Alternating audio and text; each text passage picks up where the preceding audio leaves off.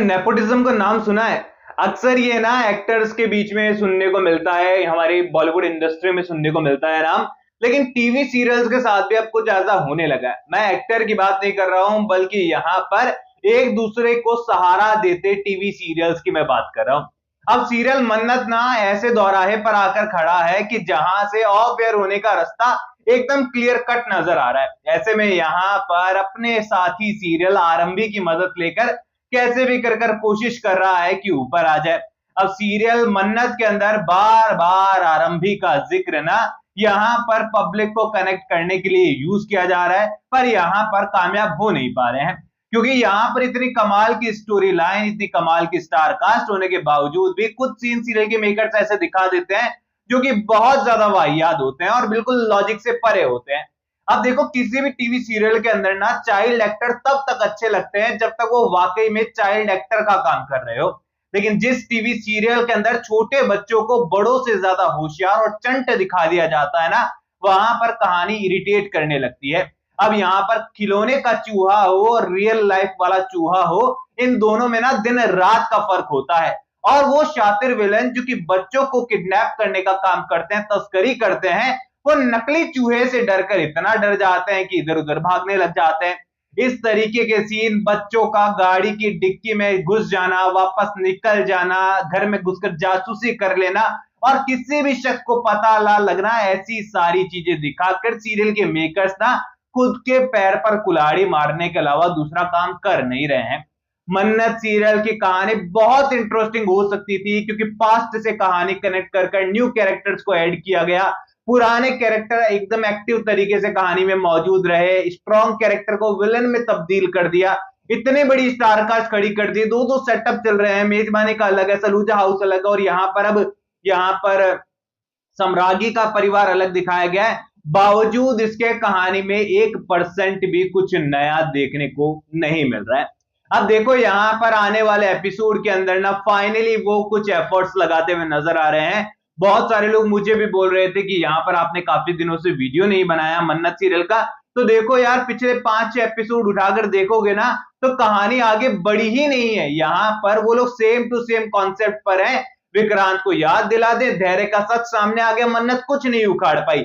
बाकी सारे लोग एकदम नॉर्मल तरीके से बिहेव कर रहे हैं। आपके सामने 2 लोगों का मर्डर है, मार देने वाला इंसान खड़ा है और आप ऐसे बिहेव कर रहे हैं जैसे कुछ हुआ नहीं, क्योंकि आपको चाहिए आपके द्वारा ढूंढा गया वो छोटा सा सबूत, जो कि बाद में नकार दिया जाएगा और बाद में फिर से उसे झुटला दिया जाएगा।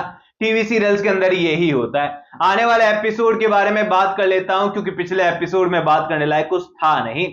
तो आने वाले एपिसोड में सीरियल के मेकर्स ना एकदम पंजाबी वाइब आपको देते हुए नजर आएंगे। एक मेले का, छोटे से मेले का सीन क्रिएट करते हुए नजर आएंगे, जहां पर फिर से कठपुतलियां नाच रही होंगी, ढोल नगाड़े बज रहे होंगे, मिठाइयां बट रही होंगी और यहां पर शहनाई के साथ मेहंदी की रस्में शुरू होने वाली है। अब इस मेहंदी की रस्म के अंदर ना सबके अपने अपने टारगेट होने वाले हैं। सम्राज्ञी को यहाँ पर कैसे भी कर अपने सच को बचाए रखना है और यहाँ पर मान्यता की मानसिक संतुलन को स्टेबल रखना है। मन्नत के पास 2 मकसद है, यहाँ पर धैर्य को उसकी असली जगह दिखा देना है, साथ ही साथ विक्रांत को याददाश्त याद दिला देनी है। छोटे बच्चों के अपने अलग मकसद चल रहे हैं, पढ़ाई लिखाई पर तो उनका ध्यान है ही नहीं, क्योंकि कभी स्कूल जाते तो नजर आए नहीं वो। अब यहाँ पर ना सारी चीजें होने भी वाली है, सारे लोग अपने अपने प्लान को जो एग्जीक्यूट करने वाले हैं, पर रिजल्ट क्या निकलेगा सवाल ये है, और इसका जवाब यह है कि कुछ भी नहीं निकलेगा।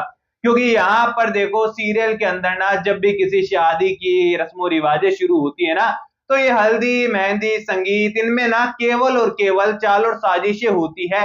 ये सारे प्लान जो है, ये सारे फंक्शन स्पॉइल होते हैं और यहाँ पर कहानी का असली ट्विस्ट उसी मोमेंट पर आता है जब या तो मांग में सिंदूर भरा जा रहा हो, या फिर वरमाला हो रही हो, या फिर आखिरी फेरा होने वाला हो। अब यहाँ पर भी ऐसा ही होगा।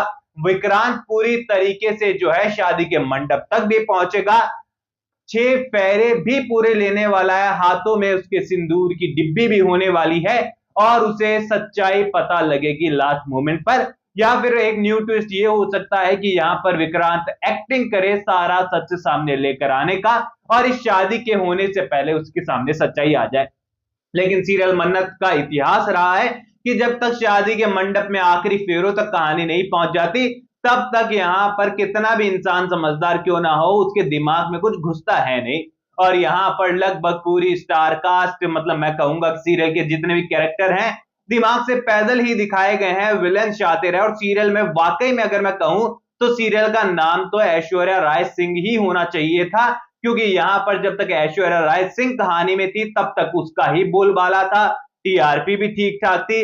जब से ऐश्वर्या राय सिंह गई है, मन्नत का कैरेक्टर भी एकदम अपने मजबूती को खो चुका है, कहानी का कबाड़ा हो गया है, टीआरपी में भी नीचे आ गया है। और यहां पर मोना वासु जो कि टीआरपी में सीरियल को मेंटेन किए हुई थी, मैं तो क्रेडिट उनको ही देना चाहूंगा, क्योंकि उनके जाने के बाद कहानी को मेकर्स और मन्नत विक्रांत कोई नहीं संभाल पाया है। और ये सच है, टीआरपी चार्ट देखकर साफ पता चलता है। अब आप लोग मुझे कमेंट सेक्शन में बताओ कि सीरियल के अंदर यहाँ पर शिखा पांडे, आम्रपाली गुप्ता, अदनान खान, आयशा सिंह जैसे कैरेक्टर होने के बावजूद भी अगर शो टीआरपी नहीं लेकर आ पा रहा है, तो इसका आपको क्या बड़ा रीजन लगता है? कमेंट सेक्शन में बताइए। कोई भी सवाल है तो शेयर कर सकते हो, सपोर्ट कर सकते हो इंस्टाग्राम पर भी, लिंक डिस्क्रिप्शन में यूजर नेम नजर आ रहा है। सब्सक्राइब कीजिए चैनल नो स्क्रिप्ट को। मैं मिलूंगा आप सभी लोगों से अगले वीडियो में, जब तक के लिए बहुत बहुत धन्यवाद।